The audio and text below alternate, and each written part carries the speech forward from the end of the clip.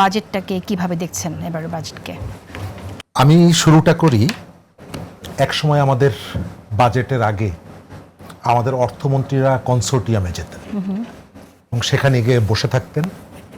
আমাদের যে দাতা দেশগুলো তারা কত টাকা দেওয়ার প্রতিশ্রুতি দিয়েছেন এবং তারা ফিরে এসে সেটি নিয়ে বাজেট তৈরি করতেন এবং বাজেট প্রণয়ন করতেন।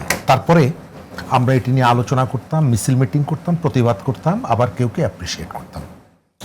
এখন বাংলাদেশ 9,38,000 কোটি টাকা বাজেট উপস্থাপন করেছে। এটি বাস্তবায়ন কতটুকু পরের আলোচনাটা নিয়ে আসি, তার আগে বলি এটা হচ্ছে আমাদের সক্ষমতার প্রতীক।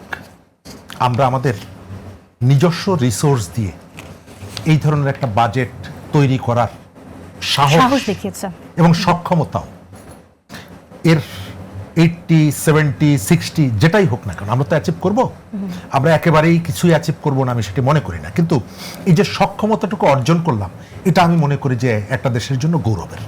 এবং এই সক্ষমতা অর্জনের পেছনে সব থেকে বড় ভূমিকা যাদের, আমাদের দেশের গরিব মানুষ। আমি সবসময় বলি যে আমাদের দেশটা আসলে 3 গরিবের উপরে টিকে আছে এখন পর্যন্ত। সেটা আমাদের ইকোনমিটাকেই আমি ফোকাস করি। গ্রামের গরিব কৃষক, তার যে মেয়েটা এখন মায়ের কোলে মাথা রেখে ঘুমানোর কথা, সে না ঘুমিয়ে গাজীপুরের কোনো বস্তিতে থাকে, সকালবেলায় উঠে সে গার্মেন্টসে যায়, গার্মেন্টসে কাজ করে ওই কন্যা। আর তার যে ছেলেটা দালালের হাত ধরে সাগর পাড়ি দিয়ে বিদেশে গেছে, মালয়েশিয়ার জঙ্গলে 18 ঘন্টা পরিশ্রম করে, বা ইটালিতে গেছে। এই যে 3 গরিবের উপরে আমাদের এই ইকোনমি, তার সঙ্গে আরও অনেকেরই অবদান আছে। আমি মূলত ফোকাস করছি এই জায়গাটা, এবং বাজেটের আলোচনার আগে এই প্রেক্ষাপটে আমি তাদেরকে অ্যাপ্রিসিয়েট করি, তাদেরকে অভিনন্দন জানাই। তারাই হচ্ছে আমাদের দেশের রিয়েল বীর। দ্বিতীয় জায়গাটা হচ্ছে যে আমরা এই যে সক্ষমতার কথা বলছি, এর মধ্যে আবার এক ধরনের অনেকগুলো ছিদ্র আছে, ক্রিটিক করার জায়গা আছে। গত 3 দিন আগে আমরা দেখলাম যে আমাদের মাথাপিছু আয় $3,000। আপনি যদি টাকা হিসাব করেন প্রায় 4.25 লাখ টাকা। একটা পরিবারের যদি 3 জন সদস্য থাকে তাহলে তাদের বার্ষিক ইনকাম হওয়ার কথা প্রায় 12 লাখ টাকা। কিন্তু সেই টাকাটা কি সেই পরিবারটি, আমাদের পরিবারগুলোতে এই টাকাটা কি ইনকাম করে? না। আবার এর থেকে অনেক বেশি কেউ ইনকাম করে। তারপরে গ্রস যখন আমরা হিসাব করি, এটা করি, তার অর্থ হলো যে আমাদের একটা বিরাট বৈষম্য আছে, আয় বৈষম্য। এবং ওটাকে যদি আপনি অ্যাড্রেস না করেন এবং এই বৈষম্যটা যদি কমিয়ে আনতে না পারেন, তাহলে আপনার ওই যে সফলতা, যে সক্ষমতা, এই জায়গাটা কখনো না কখনো সাস্টেনেবল হবে না। এবার আসি এবারের বাজেটে।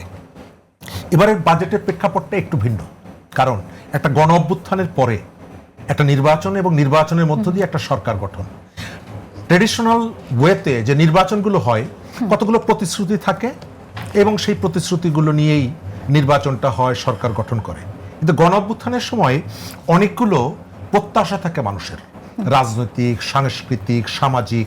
এই প্রত্যাশাগুলো মাথায় রেখে বাজেটটা প্রণীত হয়েছে এবং আমরা প্রত্যেকটা সেক্টর যদি দেখি, সরকারকে সেই জায়গাগুলোতে খেয়াল রাখতে হয়েছে।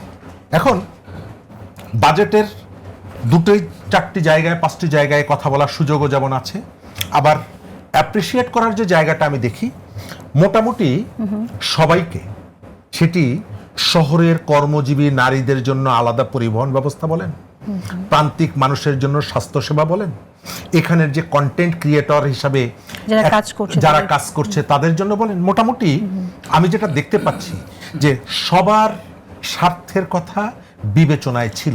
আপনি যেটা বললেন যে সক্ষমতা, এই যে বাজেটটা দিয়েছে, এই সাহসটা যে সরকার দেখিয়েছে বা দেখাতে পারছে, সেটার পেছনে আসলে বড় ভূমিকা হচ্ছে গরিব জনগোষ্ঠীর। তাদের কথা কতটুকু বিবেচনা করা হয়েছে? আমি ওই জায়গাটা অ্যাপ্রিসিয়েট করি। তবে এটি বাস্তবায়নের ক্ষেত্রে যে চ্যালেঞ্জগুলো আছে, পরের আলোচনার মধ্যে সেগুলো অবশ্যই আলোচনা করব। ওকে, মানে আমি জানতে চেয়েছিলাম যে গরিবদের কথা কতটুকু এখানে আসলে ভাবা হয়েছে, গরিবের কথা।